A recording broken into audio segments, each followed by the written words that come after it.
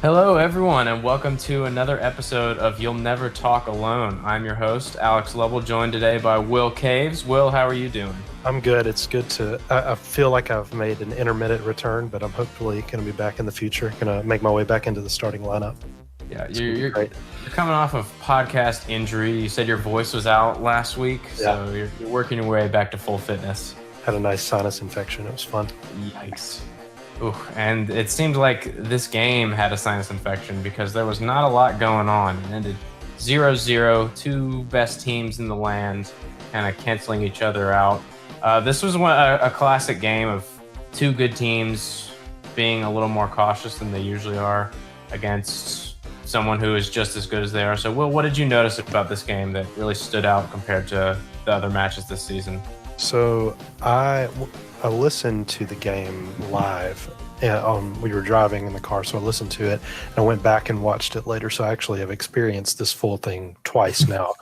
Um, it was a little disappointing. Like you never want to get into like a goal, like a shootout type situation with like the 4-3 game, but at the same time, when it's Liverpool versus City or anybody at the top of the table, that's what you secretly hope for. I was just glad that Mahrez missed, honestly. It's Yeah. really like at the end of the day, like, thank God we got a point and we got out of there. But it it was it was an entertaining game, for sure. But we were just as sloppy as we have been. It hasn't cost us yet, but it's going to unless we fix something. And I think the international break has come at the right time. Hopefully we can figure something out. But it was a fun game to watch, but we got to fix something.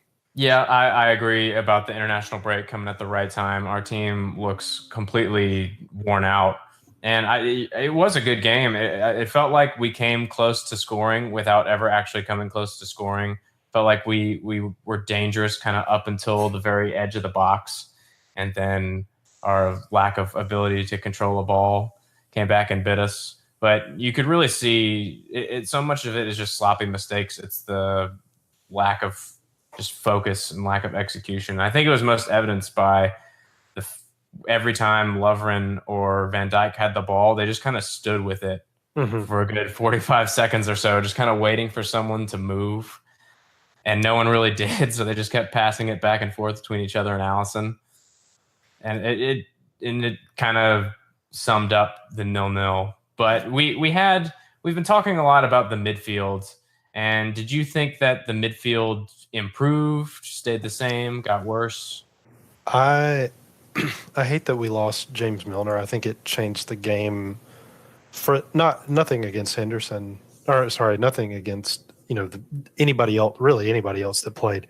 But I think having to change your game plan that early on doesn't do anything good, especially when probably your most consistent player or one of your two most consistent players in the midfield for sure is the one that drops. If it had been Henderson going down with an injury, you still got Genie and Milner who are playing well. Not that I'm a Henderson hater. It's just he's kind of been stop start. But I think that affected a lot. I think the midfield was not awful, but we are just not. There's something missing. I think it's partially because Naby Keita has not performed up to standard, partially because Fabinho's not really been involved enough, and also partially because we just miss Ox, and it's more so than I thought we would. But it's yeah, they haven't been great. No, it's been surprising, especially at the beginning of the season where we were kind of talking about them as being great, as vastly outperforming the front three in a sense, where the front three were carrying us last season. This season, it was the midfield kind of pulling everyone up by their bootstraps. But now, I think the thing that sums it up the most is that they're taking 4 or 5 touches when they could be taking 2 touches. And I think that's the most frustrating part because we could be switching the ball or moving the ball quicker. And although Naby did not play that well when he came on, that was one thing I liked was that he would get the ball and then immediately just get rid of it. Mm-hmm. And a lot of times in a positive manner, but sometimes just circulate possession. But that's one thing we're missing. And like Ox would be perfect to do that. And Mm-hmm. not only that, he would be looking for and executing penetrating passes, because Henderson, I will give him credit. He was doing that. He was looking forward. He was being more proactive. He obviously listened to our last episode and was like, Clearly. You know what? Those guys are right.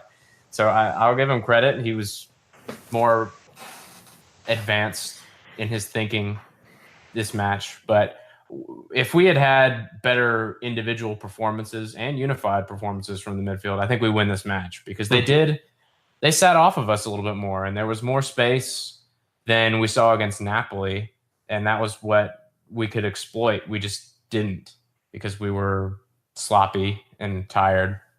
And what do you make of the change of shape? Because we brought in Joe Gomez for Trent, and we played more of a 3-5-2-ish, with Andy playing really high in the midfield, the center midfielder on that side dropping into cover. So did you think that accomplished what we wanted to do? Well, obviously not, because we drew, but maybe. It's hard to say, because Milner going out really does change the game plan there. But if we're going to swap anybody around, you don't. Unfortunately, I don't trust Klein right now to come in this game. If this is Burnley, sure. If this is Cardiff, yeah, okay. But in this game, it wasn't time for Nathaniel Klein. I think this is the change that needed to be made. We brought in the best defender in the world, Dejan Lovren, the second best defender, Virgil van Dijk. That being said, none of them really had a bad game, but none of them really had a great game either. They were just, I feel like almost all 11 of our players were just there. They never really got out of first gear. And to your point about the midfield distributing and stuff, and this is kind of a change of shape, kind of around the change of shape. I feel like too often when we have the ball this season, it's almost like the midfield is waiting on Andy and Trent to give them an outlet out wide before they will start to move the ball up. And so you're seeing I feel like we're seeing a lot more crosses. Statistically, that may not be the case, but it feels like we're doing that a lot. You see Trent get the ball at the top corner of the 18, see Andy get the ball, a little bit further up and farther out, but we're having to swing it out wide because our forwards aren't showing as much as they have been. And so I think that our shape change took part of that away, because Trent he doesn't always deliver, but he does give you an outlet with an opportunity to deliver. So they didn't score. So obviously, it worked all right. We probably should have had another penalty in the first half called on us, just being completely honest. Yeah. But we didn't, thankfully, and we survived the one that was actually called. So the defense did its job. I wasn't super satisfied, but I don't know that was solely down to the change of shape. I think that they did their job, but that was about all they did. They didn't do anything extra. I completely agree, and I think they kind of alternated with one player was playing kind of poorly for 15 minutes or so. The center back next to him would play better for those 15 minutes, so they kind of covered each other in that sense. And I think Andrew and I talked about it last week with the crosses and the midfield, just kind of the safe outlet to always find the fullback and let them do what the fun, the rough stuff. And it's partially down to just tiredness and always looking for that outlet and just being, he'll be there, I can just do that, then I don't have to worry about that. And it's another thing with just the type of skill sets that our midfielders have. We don't have that person who's going to look to split a defense, like that video that's been circulating Twitter where the guy splits 9 players with one pass. We don't have someone who's willing to do that in our midfield almost. And I don't know if that's coaching to look for short, quick passes. And I know last season it worked because our front three had the space. So when you found the short, quick pass to them, they'd have space or a 1v1 to go at. But now we just don't have that. And we're needing a little bit more invention. And either our midfield is being told not to do that, or no one is stepping up to fill that role of just grabbing the game by the scruff of the neck and shimmying when Sergio Aguero is running off a kickoff. That's not anything to do with it. I just remembered that video right now. If you haven't seen it, go check out the Inside Anfield for the City match where Jordan Henderson gets in Aguero's head on the second half kickoff. But going back to something you said, you didn't think it was time for Klein, and great title, by the way, time for Klein. But what do you think that means for his future? Do you think our change of shape was more dictated by the opponent or more dictated by Trent needs a rest? We kind of want to keep Joe more central, and we don't trust the person coming in on the right back. Do you think he has a future, or do you think he's just fallen so far down the pecking order? Because he wasn't even in the squad, was he? It was like it wasn't even. He was a backup. He was a plan B to this new plan. He just wasn't even an option. So I'm looking it up, but I do think he does have a place. Honestly, I think Gomez, when everyone is fully fit and fully on form, despite how well he's been playing, I think Klopp will go back to the Lovren well once he gets fully back integrated into the squad.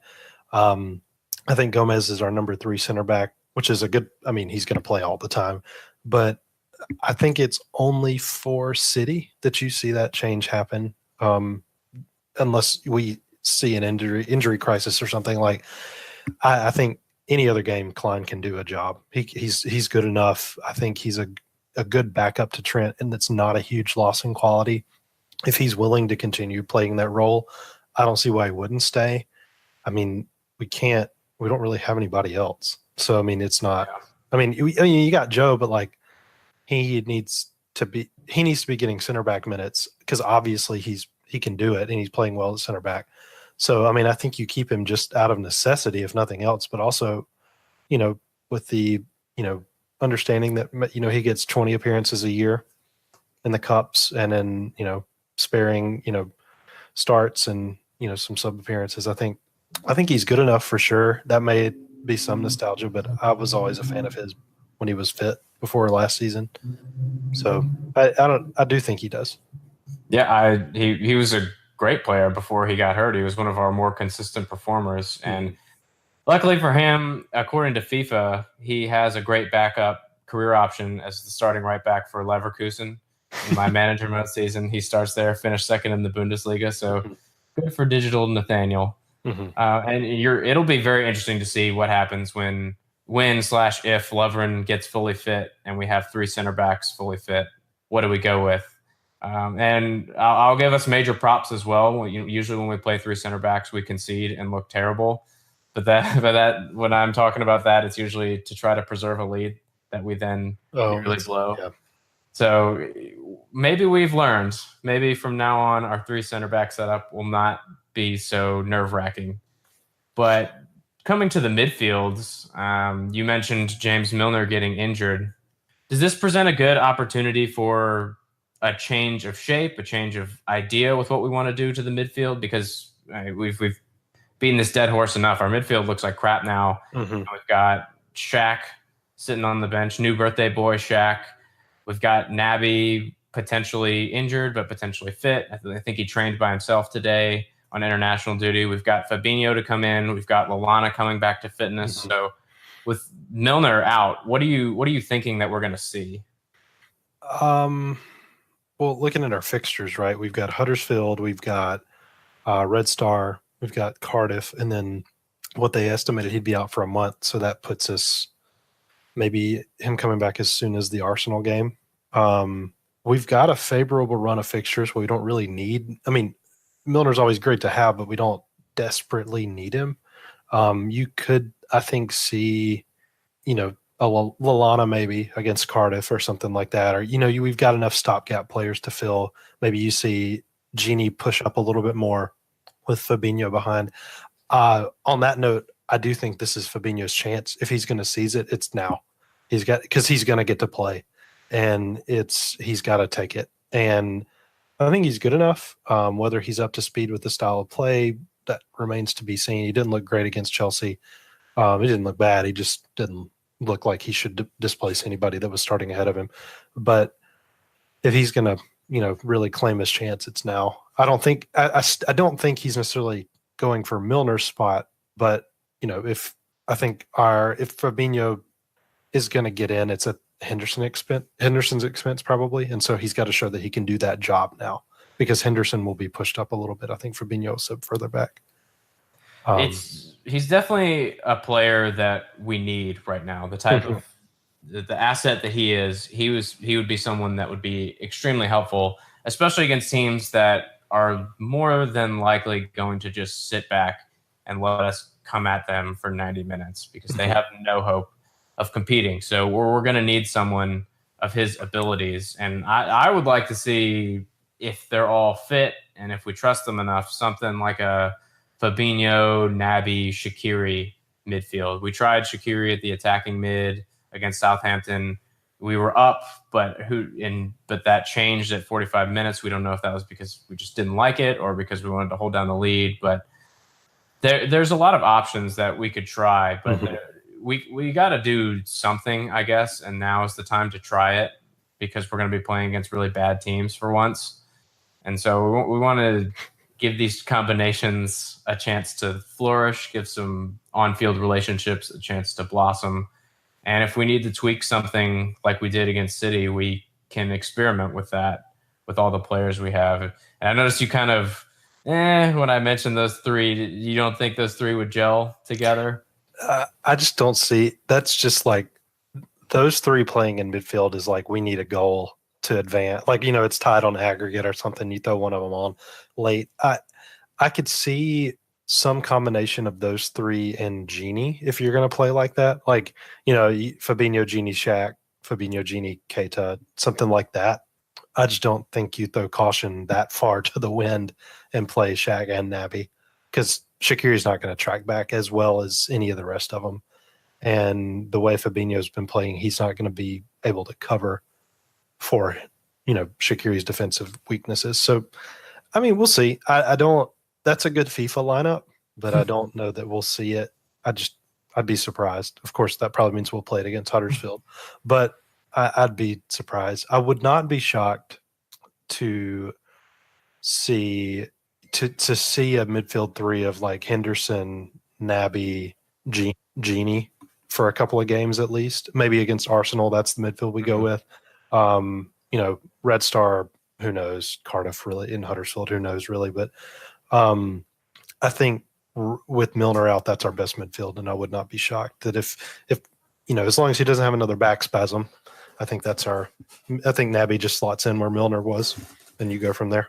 Yeah, and the three that I put out, I guess, was operating on peak Naby in my mind, where peak Naby covers every blade of grass, and Shaqiri doesn't have to track back because Naby has 5 legs, which covers everything. I mean, have you been? I've been kind of disappointed. I mean, definitely disappointed, but I've been kind of surprised that he has not. I mean, there's always a gel period, right, with the Premier League. Some foreign players have a harder time than others. But have you been surprised that Keita hasn't done as well as we thought? I mean, he started decent, but then it just fell off. I have been, yeah. Which makes me think, especially considering how quickly he went down in the Napoli match, that he got injured at some point.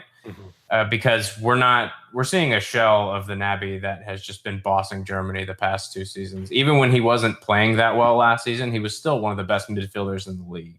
And I don't know what it is, and it's probably the adjusting period, like you said. And he's one of the few signings that didn't get soft bedded into the team. He was thrown straight in.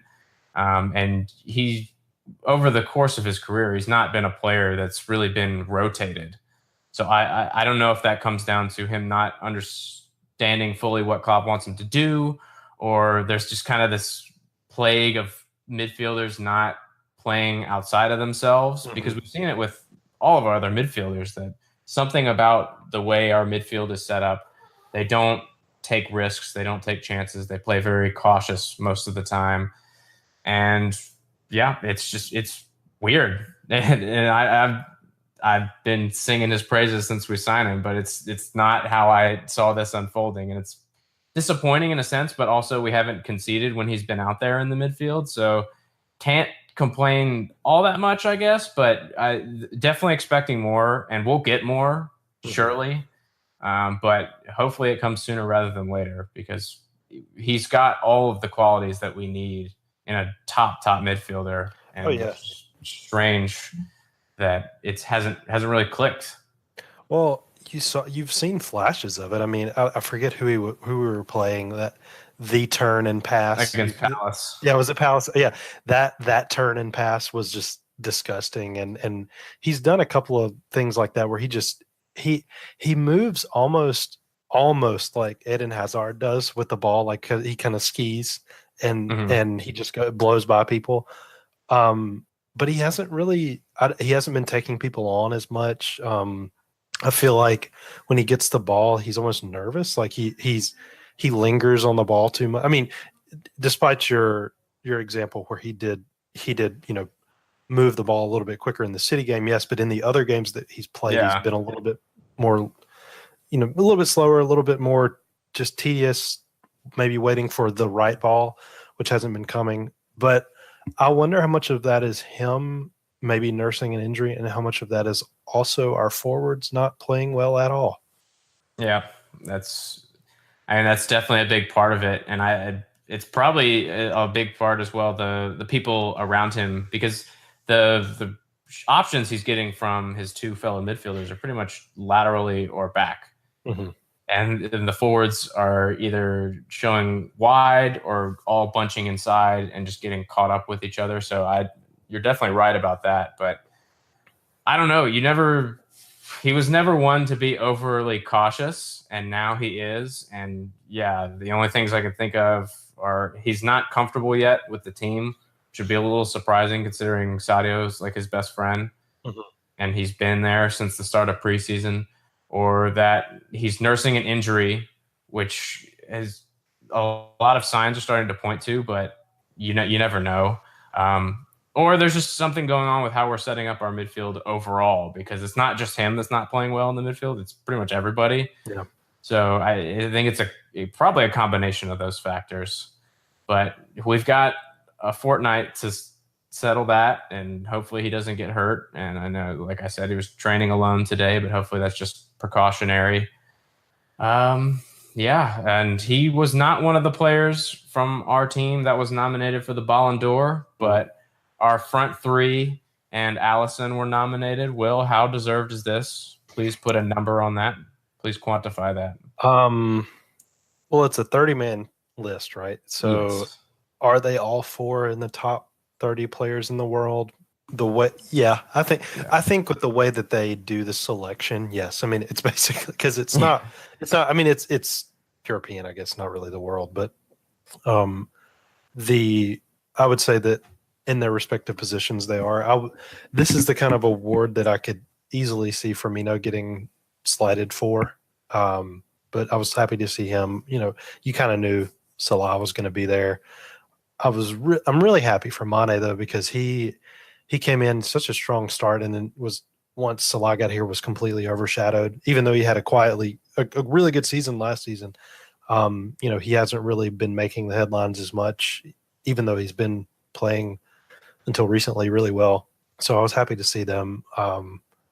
Alisson being on there wasn't really anything to do with his Liverpool career. So, but that's just we'll take credit for it. That's why we signed him, right? I mean, it was because he did good. So I'm fine with it. I don't think Andrew would love this if he was here. The only other Liverpool player from last season and that I would maybe see on here is Milner, just because of the assist record. And I mean, not undeserving, right? He did play well, but I think his lack of a World Cup hurt him in that regard. Didn't seem to hurt Benzema though. No, it didn't. That's true. Made it with 14 goals. There's that stat going around showing just him next to Immobile, which I get why Immobile wasn't on there, but based on criteria, there's no reason he shouldn't be on there. Mm-hmm. So this individual awards are weird, especially in world soccer, but it's great to see them getting recognized. They should be. They should also be on like the Webbies, because they're great video content online. So yeah, they deserve it. None of them will win it. I can already predict that, but who do you think will win it? I think it'll be Ronaldo, barring something bad happening with his personal life that we don't have to get into, just because it's being talked about probably not as much as it should be, but quite a bit. So we'll see what happens. I mean, I think Messi should win it. There is no reason that anyone should ever beat Lionel Messi because what he does is insane. And he won Barca the title last year, and he is always the best player in the world. But I think Ronaldo will win it, with my second choice being Modric because he won Player of the Year. That was the only way I can see. I kind of, it's between Messi, Ronaldo, and Modric, I think, and it really could go either way. And I think I'd be fine. I don't really care about the Ballon d'Or too much, but I think I would be fine with it going either way. It would be nice for Modric to win because he's cool, but also because you kind of get tired of Messi or Ronaldo winning it every year. But yeah, I think it's one of those three. There's no one else that is even close. I mean, maybe Salah is in the conversation, but no, it's one of those three. I mean, I think it's really unfair also that we're talking and we're not even considering Antoine Griezmann, even though he's a Europa League winner, scored in the final, won a World Cup, was one of the star players in La Liga last season and all through the Europa League and World Cup. But just because of the notoriety of everyone else and probably because of his whole The Decision documentary, I think Griezmann is out of the running. It's a shame because he did really well. But there's just so many good / popular players in front of him. Well, of the 30, I mean, he's in the top 5 or 6. I mean, it's.